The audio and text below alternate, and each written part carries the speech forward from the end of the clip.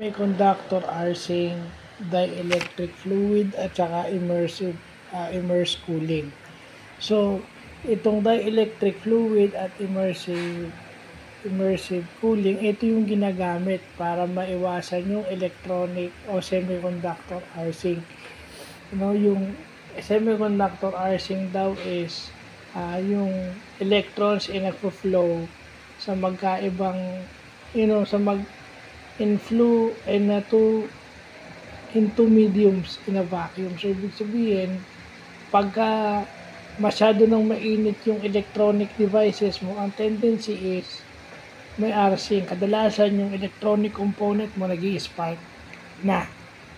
At saka maingay. May spark ng konti at saka puk gumaganon. Arcing ang tawag dyan. So, syempre yung mga computers natin, semiconductors, baka nakaka-experience yan dahil sa sobrang heat. No? So, sila ay ibinababad sa tinatawag nilang dielectric fluid o yung fluorinert na tinatawag.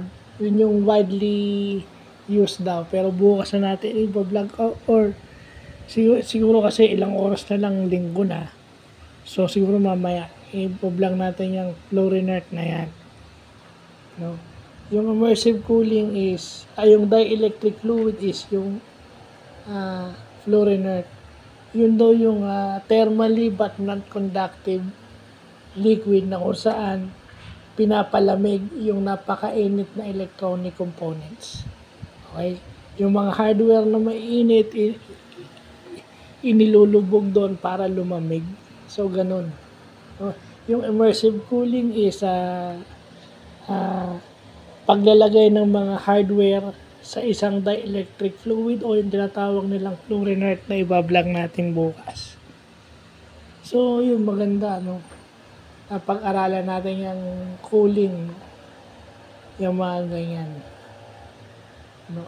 Kasi yan yung extension and computers, whether it's laptop or PCs, are semiconductors. So, anything about semiconductors dapat pinag-aaralan natin. No?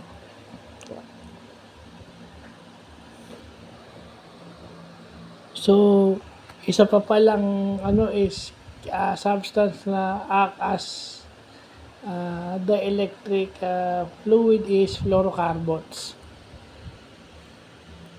No, so yun yung magandang natututunan natin na may mga ganun pala. No. So yun. IT vlog. Tsaka semiconductor vlog. So yun lang po.